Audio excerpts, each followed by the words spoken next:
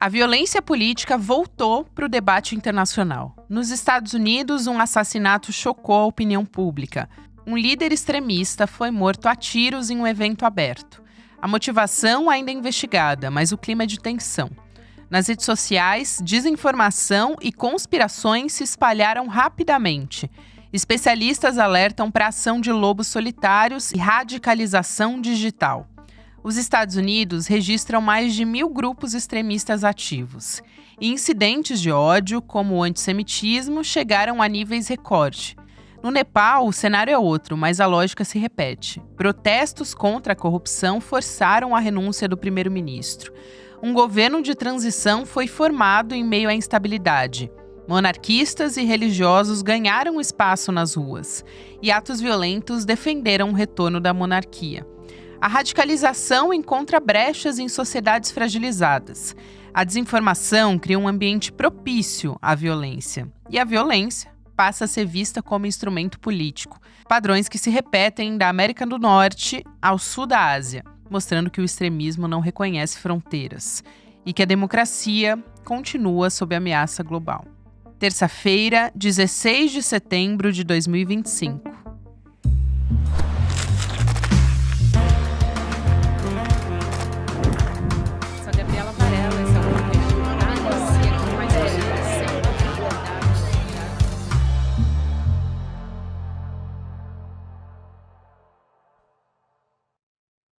Olá, seja muito bem-vindo, seja muito bem-vinda. Eu sou a Gabriela Varela, esse é o VideoCast em Detalhes que está começando e aqui você já sabe, sempre com um convidado ou uma convidada, a gente vai analisar uma temática, uma notícia importante do momento.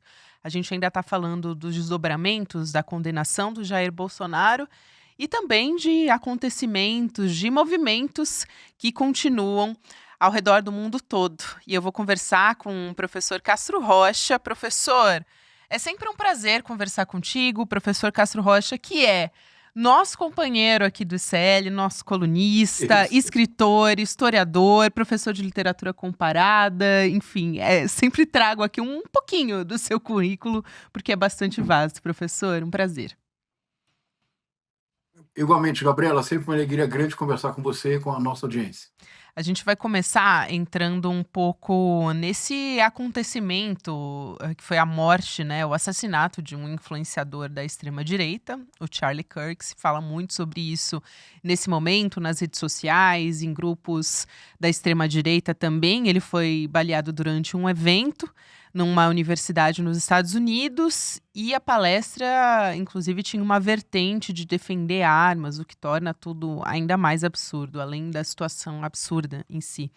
E ele tinha falas bastante extremistas, era um supremacista branco, enfim, um frequentador assíduo também do resort do Trump na Flórida, né, Mar-a-Lago, onde ele discutia estratégias políticas. Era um personagem bastante importante para o Donald Trump e também para essa ala dos republicanos. E tudo isso, professor, desencadeou numa série de, vamos dizer assim, teorias da conspiração nas redes sociais, a partir da morte dele, né? E a extrema-direita também querendo transportar um pouco uma suposta ameaça da esquerda contra a extrema-direita aqui no Brasil. Eu te pergunto se essa é uma estratégia nova por parte da extrema-direita ou se é uma coincidência que esse grupo enxergou como uma oportunidade. Vamos lá, Gabi. Caso tão difícil, não é? Sim. Não é uma estratégia nova. Para que nós compreendamos de fato o que está acontecendo no mundo hoje, nós precisamos, como eu sempre proponho, dar um passo atrás e entender que a lógica interna da extrema-direita implica uma radicalização contínua, progressiva e sem nenhuma interrupção. Isso gera, Gabi, um problema muito sério de estrutura. Eu vou tentar ser o mais claro possível para a nossa audiência. Se eu conseguir ser claro, nós deciframos 85% da potência, mas do limite da extrema-direita. Vamos lá. A extrema-direita, ela tenta inventar algo impossível, que é um sistema que não tem feedback negativo. O que é feedback negativo? É muito simples. Todo sistema, quando digere, quando alguém se alimenta, precisa digerir e precisa processar o alimento. Ninguém pode se alimentar o tempo inteiro sem parar.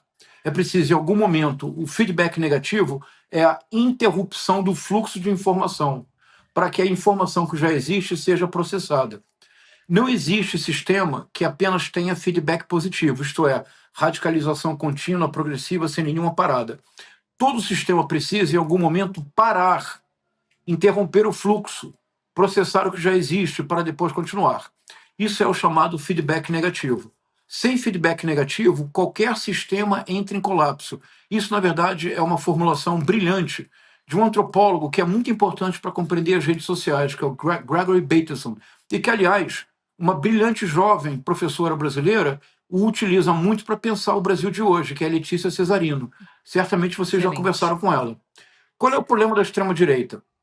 A extrema-direita quer inventar um sistema sem feedback negativo. É radicalização o tempo todo. É uma escalada aos extremos sem interrupção. É uma violência simbólica contínua. Gabi, isto não é possível para a condição humana. Se você mantiver essa escalada de violência, o que é que tem que necessariamente acontecer desde que o hominídeo se tornou Homo sapiens? É algo das mais arcaicas da condição humana, Gabi. Quando a violência cresce, cresce, cresce, ameaça explodir e desagregar todo um grupo social, só se resolve o problema quando a violência é toda canalizada contra um bode expiatório, uma única pessoa do grupo. As redes sociais são o maior paradoxo da humanidade, porque, ao mesmo tempo, as redes sociais só são possíveis porque elas possuem a mais avançada tecnologia de comunicação jamais criada, que é a internet, é o mundo digital, que permite uma impossível simultaneidade. Nós assistimos ao vivo os acontecimentos terríveis do Nepal. Gabi, nós assistimos ao vivo a tragédia política do assassinato do Charlie Kirk. Ao vivo, Gabi, o tempo todo. Ao mesmo tempo em que isso é o mais avançado sistema de comunicação, a solução para o colapso produzido por esse sistema é o que há de mais arcaico na experiência humana, é o bode expiatório. Por isso as redes sociais são o paraíso da cultura do cancelamento e do linchamento virtual. Não pode ser diferente, Gabi. Nós precisamos parar um minuto e compreender que nós estamos gerando um mundo que não pode senão gestar crises permanentes, instabilidade como forma própria de existir. E só há uma forma de resolver isto, é sempre recorrendo à violência. Porque quando há um bode expiatório, Gabi, quando há um assassinato terrível, tudo para, não para? Nem que seja por um minuto, 2 dias, uma semana, tudo para, pelo impacto daquele bode expiatório. Este é o mundo que as plataformas estão criando. Nós precisamos demais estar conscientes do monstro cotidiano no qual estamos vivendo. Tem essa crise no Nepal, professor, que serviu como uma lógica de criar esperança na extrema-direita brasileira, né? Então, querendo puxar para uma narrativa de instabilidade no Brasil. Tem um professor, o João Chiarelli, que deu uma entrevista para a agência pública, ele é pesquisador do Grupo Ásia, do Núcleo de Política e Relações Internacionais da USP. E o João Chiarelli, ele ressalta o seguinte, que apesar da participação popular expressiva no dia 7 de setembro, brasileiro, ela foi menor do que as outras participações populares dos movimentos bolsonaristas nos anos anteriores, que é algo que o senhor chamou a atenção também. Então, ele diz, precisa a todo momento botar lenha nessa fogueira para que o movimento não se perca. Corrobora com essa avaliação que o senhor acabou de fazer. Então, eu te pergunto se isso foi uma estratégia durante o julgamento. Agora, até não está se vendo mais a extrema-direita falar da mesma maneira sobre essa situação no Nepal, porque eles usaram a crise para dizer que a mesma coisa ia acontecer por aqui, né? De fato, Gabi, a estratégia não é nova. Se nós fizermos um pequeno esforço de memória, nós recordaremos que, se eu não me equivoco, em 2019, uma ativista que era muito vocal, muito extremista, muito bolsonarista, a Sarah Winter, que hoje já até abandonou o bolsonarismo e deixou o país, fez um acampamento que era uma coisa espantosa, porque havia tochas iluminando num aspecto místico e que prometia que a única solução para o Brasil era a ucranização e ameaçava atacar os ministros do Supremo Tribunal Federal. Isso foi ontem, por assim dizer. Agora, com o caso do Charlie Kirk, houve um movimento da extrema-direita brasileira para tentar criminalizar legalmente o discurso de esquerda. De todos, o mais eloquente foi o deputado federal Nicolas Ferreira, que se deu o direito de invadir páginas de pessoas que nada têm a ver diretamente com o mundo da política, cantores, humoristas, para criticá-los e para fazer observações verdadeiramente desprezíveis do ponto de vista humano. Aqui é uma contradição que eu não quero deixar escapar, Gabi, que eu acho que é importante para o atual momento brasileiro. É que é curioso, assim, a extrema-direita diz que nós não podemos regular as grandes plataformas, porque isso seria censura. Mas as plataformas já têm uma regulação própria, que é o algoritmo, a operação do algoritmo das plataformas, que favorecem discursos extremistas da direita. Agora, o Nicolas Ferreira, quando quer que pessoas percam visto ou que tenham sanções porque se expressaram nas redes sociais de forma contrária à qual ele está propondo regulação das redes sociais. Quando o governo norte-americano avisa que a partir de agora, para obter visto para os Estados Unidos, é preciso deixar as páginas das redes sociais abertas para que sejam investigadas pelas autoridades consulares, que em caso de atividades consideradas anti-americanas, as pessoas perderão os seus vistos. Isto é, estão propondo regulação das redes sociais. Então, a extrema-direita já usou esse recurso inúmeras vezes. 2, o que esse recurso demonstra é que regulação das redes sociais é claramente uma falsa bandeira. Não apenas porque a regulação já existe nas plataformas. É uma falsa bandeira porque, nesses instantes de conflito, a extrema-direita lança a mão da ideia de regular as redes sociais. O mesmo aconteceu com o caso do Nepal e especialmente com o assassinato do Charlie Kirk. E aí, quando a gente fala também do Charlie Kirk, é interessante a gente pegar essa perspectiva de redes sociais, porque pelo perfil que o Kirk mobilizava, né? A revista The Atlantic descreveu o Kirk como uma das pessoas não eleitas mais influentes dos Estados Unidos. E ele vinha se tornando uma porta de entrada para essa vertente do eleitorado jovem republicano. Com esse movimento também, o Turning Point USA, né, o ponto de inflexão, Estados Unidos, chegou a arrecadar milhões de dólares para a campanha eleitoral do Donald Trump, né? Eu queria entender um pouco sobre isso, porque está falando com um eleitorado jovem, que também é um eleitorado bastante ativo nas redes sociais, já que a gente está falando aqui das plataformas, no fim das contas. Esse ponto é decisivo. E há algo em comum nos países os mais diferentes. Então, vamos lá. Primeiro ponto decisivo é a geração Z, aquela que nasce a partir de 1995 e é a primeira geração que é nativa digital, é bilíngue. Se estiver nos Estados Unidos, é bilíngue, inglês e chamemos então, Gabi, se você me permite, internetês. Se nasceu no Brasil, é bilíngue, português e internetês. Quando nós pensamos nas lideranças brasileiras da extrema-direita, esse aspecto demográfico é evidente. Em que ano nasceu Nicolas Ferreira, Gabi? Bom, a pergunta é retórica. Eu sei que você é uma pessoa de bom senso, você não saberá em que ano nasceu Nicolas Ferreira.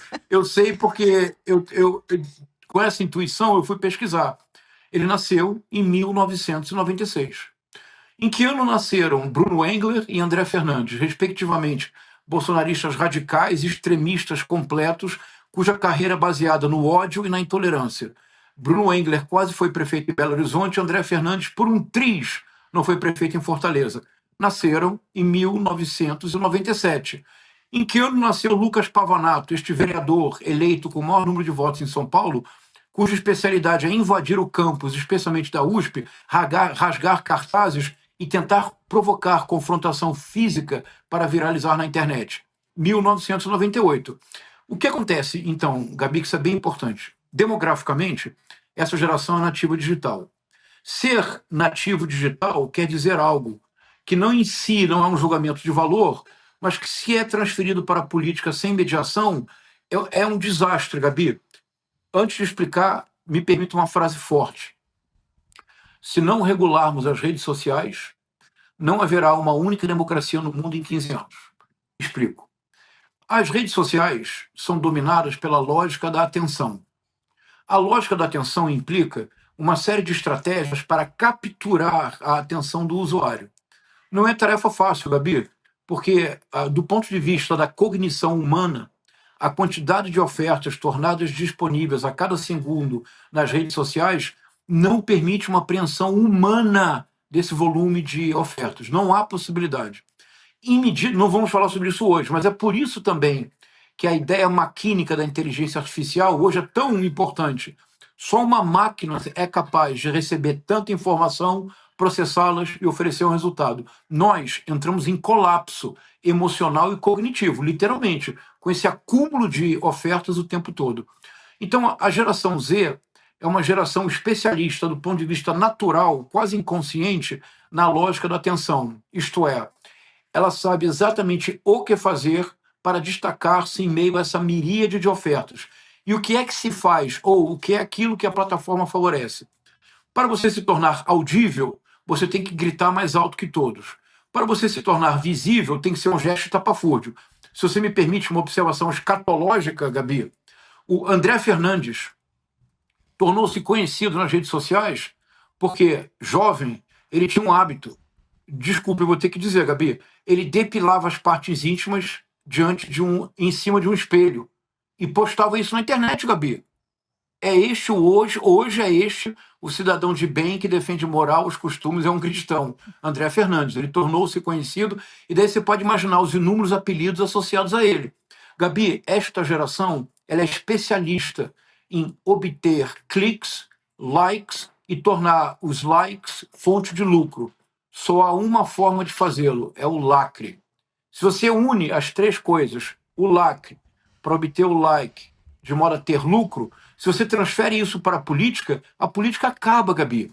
Última observação, para não falar muito assim, seguimos adiante.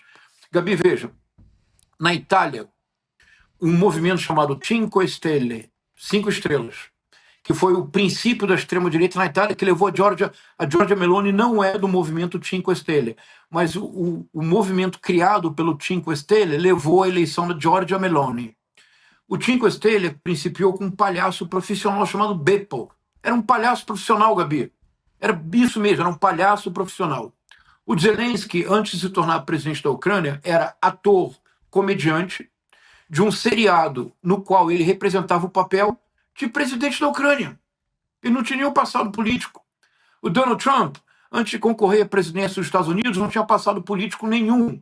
Ele tornou-se uma estrela nacional, um TV star, por um programa chamado The Apprentice, cuja frase que o tornou famoso era "You're fired", você está demitido. No Nepal hoje, o prefeito de Katmandu é um ex-rapper que tornou-se político e talvez seja o maior beneficiário daqui a 6 meses, quando haverá eleições no Nepal, da onda de protestos. É uma onda de protestos da geração Z, que é uma geração que domina com uma naturalidade incrível todas as leis da economia da atenção e que no Brasil, Gabi, teve um momento em que nós todos compreendemos como o perfeito domínio das leis da economia da atenção, se transferidas as leis sem mediação para o campo da política, significará o fim da política e, em 15 anos, o fim das democracias em todo o mundo. Vocês, em São Paulo, enfrentaram Pablo Marçal. Pablo Marçal é isto. É a geração Z chegando ao poder pela manipulação das regras, das leis da atenção, da economia da atenção e, sobretudo, com apoio direto ou indireto das grandes plataformas. É isto o que, de fato, estamos enfrentando. É isto o que Nicolas Ferreira está tentando fazer com o caso do Charlie Kirk. É isto que levou a geração Z no Nepal a uma onda, uma explosão de violência. Faz todo sentido, né, professor? Porque quando a gente fala dessa onda de indignação, veio depois do bloqueio em massa das redes digitais, né? Que eles foram para as ruas, enfim, fazer protestos e tal. E tinham ali, claro, muitas falas a respeito de corrupção, né? Que rodaram o mundo, a imprensa. Mas, se você for observar, estão falando sobre o que tem que acabar é a corrupção e não as redes digitais. Então, a preocupação é com não bloquear as redes sociais, no fim das contas, né? Que elas continuem, essa geração continue tendo acesso às redes, no fim, né? Que observação importante, Gabi. Eu posso aqui usar uma hipótese? Com certeza. Como geralmente eu faço com vocês no N2? Pode tudo, professor. Vamos lá. Primeiro ponto que você mencionou é muito importante. O Nepal é um dos países mais desiguais do mundo e tem uma elite absolutamente corrupta, dessas elites corruptas que transformaram classe numa autêntica casta. E os protestos iniciais eram contra os chamados Nepo Kids, os filhos dos políticos que vivem de maneira absolutamente ostentando a riqueza e se comportam como se fossem donos do mundo e não tivessem que prestar contas a ninguém, vivendo na mais absoluta impunidade. Isso é verdade em muitos países, Gabi. Então, é importante que nós compreendamos, nós do campo progressista, da esquerda democrática, que a extrema-direita só avança porque a extrema-direita parasita os problemas do sistema. Porque geralmente a extrema-direita aponta problemas que de fato existem. As soluções são todas falsas, porque são imediatistas e são soluções de TikTok, não são soluções de política pública. Aliás, seria uma boa frase. A esquerda democrática tem política pública, a extrema-direita só tem TikTok. É isso. Mas a corrupção de fato existe. E a impunidade ofende a todos. Agora, Gabi, você disse algo muito importante, que nem todos estão prestando atenção. A explosão de violência, os prédios queimados, políticos assassinados, o exército reagindo com força desmedida e matando, ao que parece, são 72 mortos no total, a maior parte deles de manifestantes. Gabi, a explosão inédita de violência no Nepal, que levou à renúncia do primeiro-ministro. Agora é uma primeira-ministra conhecida por combater a corrupção, que ficará 6 meses no poder, convocará eleições. O grande favorito é o ex-rapper, que é prefeito de Katmandu. A explosão de violência incontrolável só ocorreu quando as redes sociais foram bloqueadas. Eles bloquearam no Nepal Facebook, Instagram, X, TikTok. Quando isso aconteceu, a geração Z e outras pessoas vieram às ruas. Não vieram às ruas protestar, Gabi. Vieram às ruas destruir, incendiar, colocar prédios abaixo, invadir o parlamento, espancar políticos. Gabi, vou propor aqui a hipótese, vamos lá. Vou até respirar fundo aqui, porque eu sei que eu ouso muito com vocês, mas dessa vez, vamos lá. Gabi, e se nós pensarmos que as redes sociais estão gerando, pela adição à dopamina barata produzida pelas redes sociais, que as redes sociais estão gerando um problema mental de saúde pública coletiva e que essa reação, eu vi as cenas, Gabi, eu vi as cenas. E se eu propuser que no Nepal o que houve foi uma crise coletiva de abstinência, isto é, eu vou repetir para não ser mal entendido, a corrupção existe, os filhos dos políticos se comportam de maneira absolutamente inaceitável, a população do Nepal tem todo o direito, deve mesmo reclamar, a corrupção tem que acabar, não é possível que haja uma casta milionária e o povo numa miséria absoluta. A cada dia no Nepal, 1.000 jovens, Gabi, a cada dia, 1.000 jovens deixam o Nepal para conseguir emprego fora do Nepal para mandar dinheiro para a família. Em breve não haverá jovens no Nepal. Então, a situação existe, é concreta e ela é grave. Mas a explosão de violência incontrolável somente ocorreu com um gatilho. O gatilho foi a proibição das redes sociais. Sem as redes sociais, Gabi, o que se produziu foi a primeira crise de abstinência difundida em nível planetário. Faça uma coisa, diga para a extrema-direita que eles não podem mais utilizar de maneira permanente as redes sociais. Imagina o que vai acontecer no Brasil. Nossa, Então, eu acho que nós precisamos parar para pensar nesses casos. São casos tão difíceis, complexos, que muitas vezes nós nos perdemos na especificidade de um caso e esquecemos o panorama mais amplo. O panorama mais amplo, eu creio, as plataformas que têm regulação, as plataformas têm os seus próprios algoritmos, portanto, as plataformas já possuem regulação. Essa regulação das plataformas são todas feitas para monetizar. A monetização depende da exploração máxima da economia da atenção, cujas leis produzem sempre uma radicalização crescente, porque, veja, Gabi, o drama é o seguinte, assim, eu radicalizei até aqui, obtive 2 milhões de visualizações. Se eu continuo radicalizando nesse patamar, as visualizações caem, você entende? Porque agora essa radicalização já virou normal. Eu preciso radicalizar mais, e mais, e mais. Há um momento em que o caldeirão explode. Isso é assim, uma leitura muito interessante, professor. Não dá para descartar o que isso gerou, porque é uma situação extrema. Esse bloqueio É. de dezenas de plataformas que levaram essas pessoas para as ruas, né? E Eu queria, professor, para a gente fechar a nossa conversa, eu sei que a gente não tem muito tempo, mas o bolsonarismo, ele funciona sem o Jair Bolsonaro, né? E o bolsonarismo agora tem um mártir que é o Jair Bolsonaro. Esse também é um componente. Pela experiência que o senhor tem acompanhando a extrema-direita no mundo, vendo como é que esses grupos têm se alinhado mundialmente, a gente tem o Eduardo Bolsonaro como um agente até para também estar alinhado com tudo isso, mas os bolsonaristas aprenderam muito com Steve Bannon, por exemplo, nos Estados Unidos. Como é que a senhora avalia que a extrema-direita se movimenta a partir de agora? Ah, a minha impressão é que a extrema-direita sofreu um baque muito grande, nem tanto com a condenação do Bolsonaro. Uhum. A condenação do Bolsonaro poderia representar para o bolsonarismo um ponto de aglutinação de forças. Assim como, por exemplo, se nós fizermos um paralelo, 2012 foi o ano mais próspero para o PT em termos de eleição. O PT teve o maior número de votos da sua história e foi o partido com o terceiro maior número de prefeitos da sua história, algo que era impensável para o PT no nível municipal. Ficou atrás apenas do PSDB e PMDB. Em 2016, Gabi, o PT teve o seu pior ano eleitoral. De cada 10 eleitores que o PT tinha tido em 2012, ele perdeu 6. Ele foi reduzido a 40%. Mas a prisão do Lula e, sobretudo, o fato de que houve um pequeno grupo, mas absolutamente fiel, que ficou os quase 600 dias de prisão do Lula acampado ao lado dele em Curitiba. Eu cheguei a visitar o acampamento. A aglutinação de forças em torno da injustiça sofrida pelo presidente Lula foi muito importante para que, a partir de 2018, o partido se reerguesse e vencesse em 2022. Assim, a prisão do Bolsonaro, porque para os bolsonaristas a prisão é injusta. Eles jamais aceitarão. E hoje os bolsonaristas têm um argumento que eles não dispunham há 8 dias atrás, Gabi. Eles dispõem de 14 horas de voto do ministro Luiz Fux como argumento de que é injustiça. Tem 14 horas que eles podem ficar reproduzindo e escutando a vida inteira.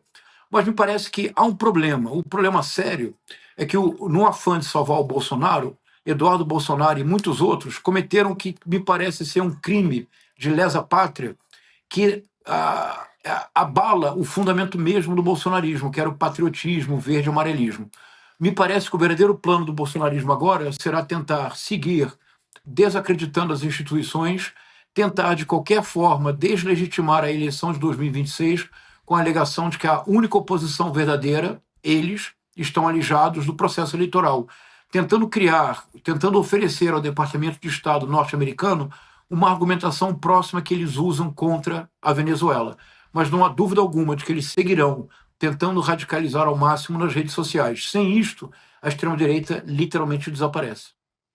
Professor, é sempre assim esclarecedor e também ilumina um pouco do caminho que a gente tem que enxergar a partir de agora, porque ainda não está nada resolvido, né? Ainda tem uma instabilidade institucional que continua e a gente precisa estar muito alerta em relação a isso. Quero muito te agradecer, sempre um prazer, estava com saudade de te receber aqui no Em Detalhes. E a gente se encontra no Despertar, né? Com certeza, Gabi, um prazer grande falar com você. Um abraço. Até lá, Até professor. Até o Despertar. Tchau, tchau.